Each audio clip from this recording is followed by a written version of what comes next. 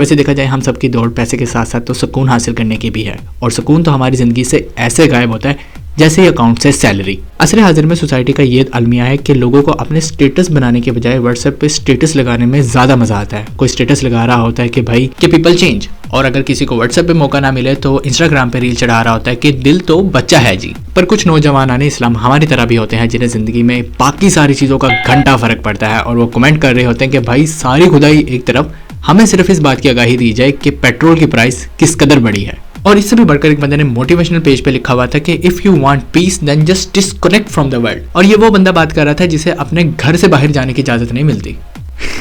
ऐसा लगता है कि मसला हमारे अराउंड नहीं बल्कि हमारे साथ चल रहा है। इसी बात को पेश नज़र रखते हुए मुझे मौला अली सलाम का एक बेहतरीन किस्म का कौल याद आता है जिसने ना सिर्फ मेरी सोच बदली है बल्कि आप यूँ भी कह सकते हैं कि ज़िंदगी बदल के रख दी हो। और मौला अली सलाम इरशाद फरमाते हैं कि इंसान की असल पहचान उसका अंदाज़े फ़िक्र होता है, ना कि उसकी ज़बान। वैसे देखा जाए आजकल के दौर में हम लोगों की ज़बान के पीछे ही तो भाग रहे हैं। कोई किसी की इंस्टाग्राम की कैप्शन से इंप्रेस हो जाता है तो किसी को किसी की 30 सेकंड की रील्स दिल को भा जाती है, भावें अंदरों चोर होए।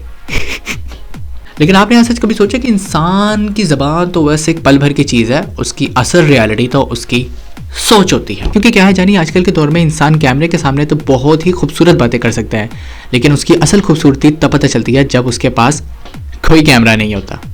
यानी कि ये वो दुनिया है जहाँ पे हमें खुदा देख रहा है इससे फ़र्क नहीं पड़ता, लेकिन हाँ जहाँ बिल बोर्ड लगा हुआ है कि कैमरे की नज़र आपको देख रही है, इससे हमें बहुत फ़र्क पड़ता है। वैसे देखा जाए 50% यूथ की तो सोच सिर्फ इतनी सी होती जा रही है कि मेरे आईफोन की बैटरी लो होती जा रही है, मैं इसे चार्ज कहाँ पे लगाऊं। और बाकी के 50% की सोच ये है कि उसकी क्रश ने उसकी स्टोरी देख ली है, अब उसका फ्यूचर क्या होगा, घंटा फ्यूचर होगा तेरा। उसने सिर्फ तेरी स्टोरी नहीं देखी बल्कि सबकी स्टोरी देखी है। लेकिन एक बात है, जो बंदा अपनी सोच को स्ट्रॉन्ग कर लेता है वो भाई ओवरऑल अपनी ज़िंदगी को मजबूत बना लेता है और ख़ुद भी मजबूत बन जाता है। Not in the terms of the muscle but in the terms of every single thing. बल्कि एक इंग्लिश स्कॉलर एलिस्टर मैकगॉर्थ भी कहते हैं कि करैक्टर तो वो होता है जो बंदा चुपचाप करता है, ना कि वो जो वो बोलता है। I mean, जिस तरह मैं तुम्हें बोल के बता रहा हूँ। तरह के ईरानी स्कॉलर सादी शराजी साहब भी कहते हैं कि इंसान की असल मिठास उसकी ज़बान में नहीं बल्कि उसकी सोच में होती है। मतलब आप जितना मर्जी अच्छा बोल लें, अगर आपकी सोच नहीं सही तो सब बातें बेकार है। लेकिन एक फैक्ट है, कहते हैं कि जिसकी ज़बान मीठी हो उसकी मिर्चें भी बिक जाती हैं, और जिसकी ज़बान कड़वी हो वो गुड़ भी सारी ज़िंदगी लेके बैठा रहे उसका वो भी नहीं बिकता। फैक्ट है। इसी तरह एक उत्तर प्रदेश यानी कि वेस्टर्न थिंकर मार्क ट्वाइन साहब भी कहते हैं कि character is what you are in the dark, यानी कि असल इम्तहान तो तन्हाई का है। हाय हाय हाय हाय हाय। Just imagine for a while कि हमारे कितने ही ऐसे दोस्त हैं जो बहुत अच्छा बोलते हैं, लेकिन क्या उनकी सोच उनके अल्फाजों की तरह ही खूबसूरत होती है। इवन के आवाज़ हाडी भी नहीं है, लेकिन I am trying to improve it. पता है हमारी ज़िंदगी कब बदलती है? जब हम अपनी सोच को इम्प्रूव करते हैं, जब हम अपनी इंटेंशंस को साफ करते हैं, और बात तब करते हैं जब करना ज़रूरी हो। इट माइट बी पॉसिबल कि आपके इर्द गिर्द कोई ऐसा बंदा हो जो आपको कंफ्यूज करता हो या उसके अल्फाज आपको हर्ट करते हों, या वैसे अगर आप अपने अंदर ही झांक के देखें तो क्या पता आप ही वो शख्स हों जो अपने आप को इस सिचुएशन में ढाल रहे हैं, जो अपने आप को इस कदर हर्ट कर रहे हैं ये सोच सोच के कि you are not worth it. देख मेरी जान, हर बंदा डिसाइड नहीं करता कि तू क्या है, you are the only one who make the decision. तो देख मेरी जान, अगर आज आपकी सोच बेहतर हो गई ना तो कल को आपके व्हाट्सएप का स्टेटस भी ठीक हो जाएगा।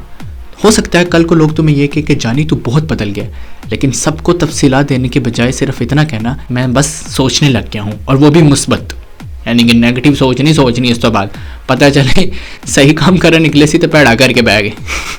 वैसे मैंने ऐसे कोशिश की है कि मैं मौला अली सलाम के अक़वाल को हमारी डेली लाइफ और जो वेस्टर्न स्कॉलर्स और डिफरेंट स्कॉलर्स जितने भी होते हैं, हम उनके मुताबिक मौला अली सलाम की बातों को थोड़ा सा इंटरलिंक करें, क्योंकि देखा जाए तो उनकी हिकमत की बातें सारी की सारी हमें वैसे अगर अपनाएं तो क्या ही बात है, लेकिन मेरा वैसे ये मानना है कि अगर हम सिर्फ उनकी एक हिकमत वाली बात को भी अगर अपना लें तो हमारी ज़िंदगी बदल सकती है। मुझे बताना ऐसे आपको ये मेरा अंदाज़ बयान कैसा लगा।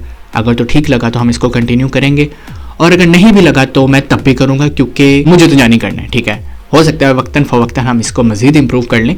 तो थिंग इज़, अपना बहुत सारा ख्याल रखिएगा, अपनी सोच पे बहुत सारा फोकस कीजिएगा। मैं भी ऐसे करने की कोशिश कर रहा हूँ, ये नहीं कि मैं सिर्फ यहाँ पे ज्ञान पे रहा हूँ, the thing is I am just trying to make something good. तो उसी गुड में आप भी शामिल हो, मैं भी शामिल होता हूँ। तो अपना खास ख्याल रखिएगा। और हाँ जानी, अगर इस टाइम तक तो देख रहे हैं ये वीडियो तो सर आपका बहुत बहुत शुक्रिया।